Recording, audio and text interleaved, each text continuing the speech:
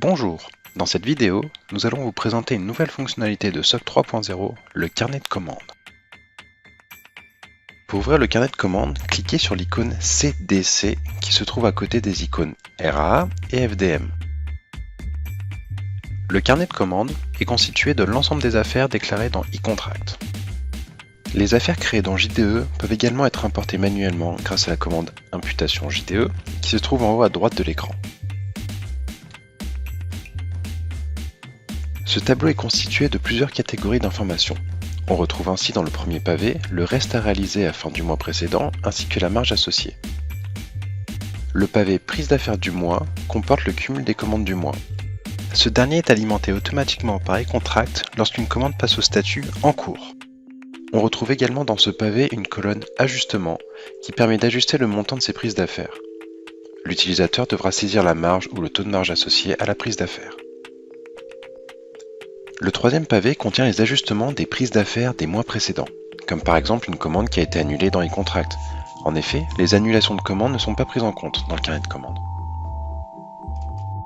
Le bloc suivant, intitulé « Résultat du mois en cours », est alimenté automatiquement par les outils métiers et permet au besoin de simuler le chiffre d'affaires réalisé sur le mois en cours.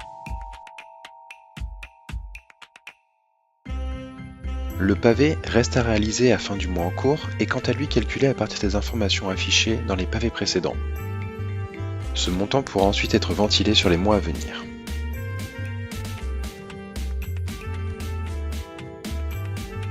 Enfin, le dernier pavé s'intitulant « Contrôle visuel des valeurs » permet de visualiser si l'ensemble du chiffre d'affaires et de la marge ont bien été ventilés en totalité. Si c'est le cas, les colonnes afficheront 0. Dans cet onglet, les affaires sont regroupées en deux parties distinctes. Les affaires adjugées, issues de eContract ou de JDE, et les affaires probables. Les exploitants ont en effet la possibilité de saisir des prises d'affaires probables, qu'il s'agisse d'une nouvelle affaire ou d'un avenant potentiel à un marché existant. Il faudra alors saisir au minimum le code eContract, le libellé de l'affaire, son statut, c'est-à-dire probable à venir ou visé, le montant de la prise d'affaires, et enfin sa ventilation sur les mois à venir.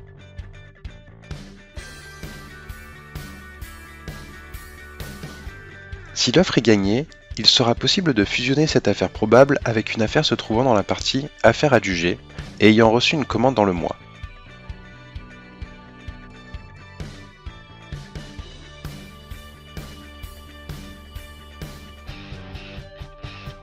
Cette fusion conservera la ventilation saisie lorsque l'affaire se trouvait dans la partie « Affaires probables ».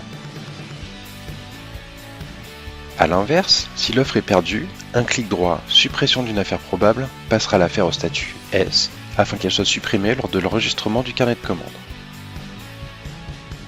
Comme dans les autres onglets du SOC, il est possible d'effectuer des groupements, de filtrer et de déplacer les colonnes au sein d'un même bloc. Grâce à la case Affichage des quantités, il est également possible d'ajouter une colonne quantité dans chacun des pavés afin de pouvoir suivre indépendamment du chiffre d'affaires des tonnes d'enrobés ou des mètres linéaires par exemple. Par défaut, les montants sont en kilo-euros et sans décimales. Le bouton Options permet de modifier ces paramètres. Pour enregistrer vos saisies et modifications, cliquez sur le bouton Enregistrer. Cela permettra également de supprimer les lignes qui sont au statut S. Ainsi, si vous souhaitez que vos modifications ne soient pas conservées, quittez la page sans cliquer sur le bouton Enregistrer. Dès le lendemain de l'arrêté comptable, le RAC ou le chef d'établissement auront la possibilité de clôturer le carnet de commandes du mois précédent.